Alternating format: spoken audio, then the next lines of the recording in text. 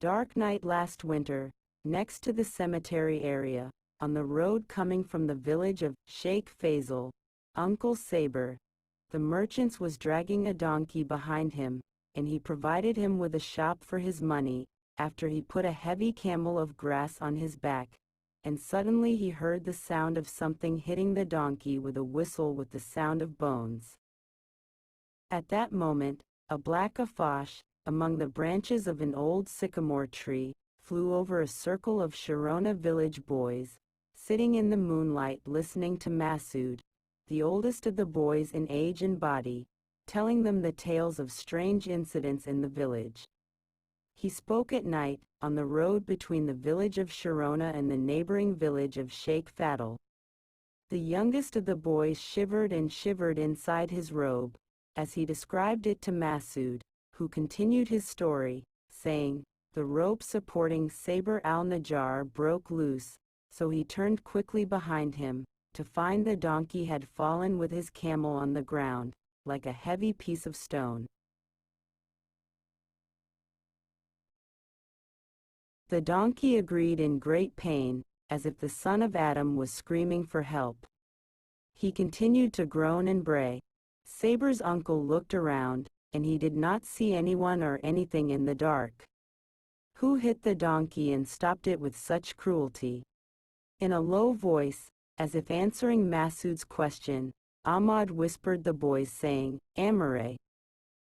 But Masood did not care about that boycott, and continued his story, saying, "Uncle Saber al-Najjar shouted, 'In the name of God, the most gracious, the most merciful.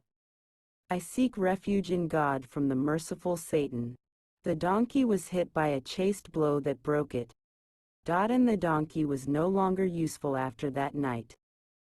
Here the voice of Hussein, a boy no more than 12 years old, rose, saying, "My father says, he who is afraid of the imp, his fear depicts 20 sprites for him."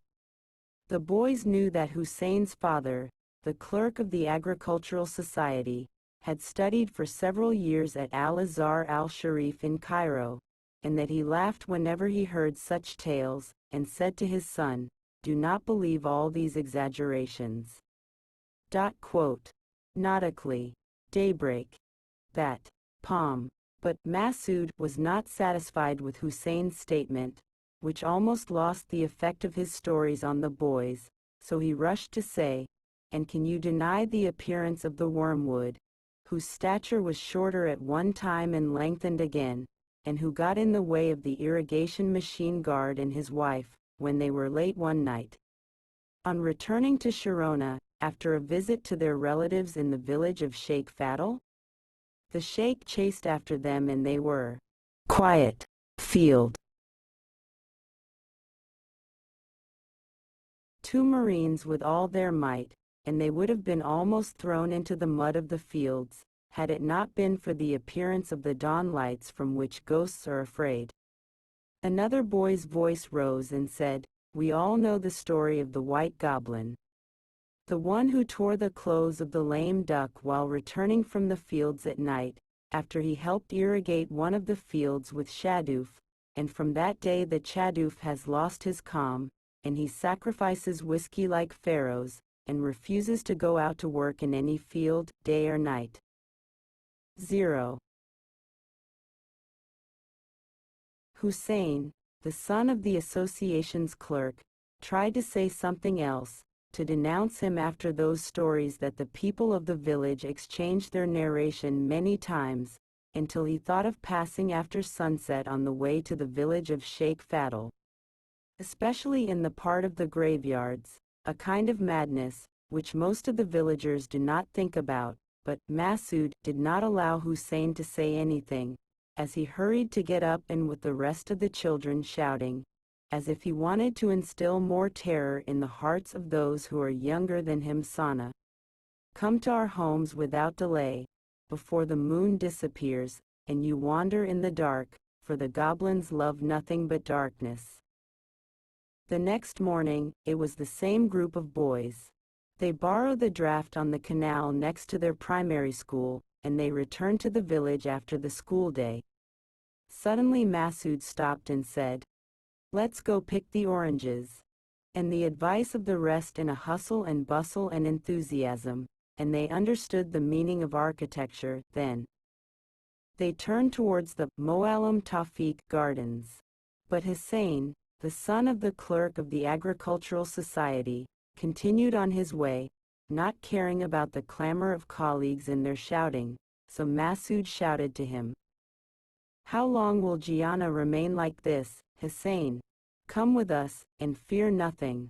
Hussein stopped, turned around angrily, and said, "Theft is not." But his words were lost between the laughter and ridicule of colleagues, who shouted at me, "Hustle.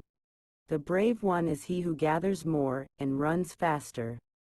Come with us."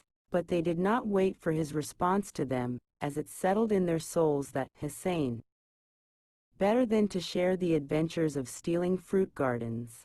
As for Hussein, he continued walking to the village, filled with rage.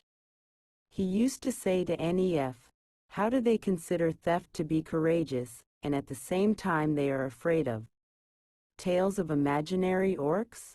How I hope that the day will come when I prove to them what it is like to be real bravery."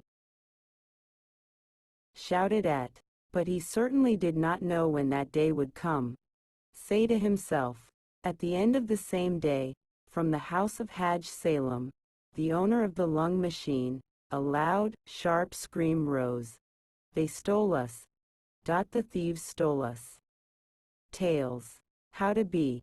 That was 2 hours after sunset, and thick darkness had enveloped the homes of the village, dissipated only by tiny streaks of light, trickling through the doors of the houses, and dancing with the flames of the lamps, and the dim, oil lamps, which the villages did not know of before the electricity was lit.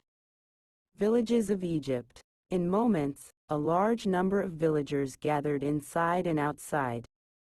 House of Hajj Salem, owner of a machine, irrigation, or surveying the news. Wife shouted, "Tafida,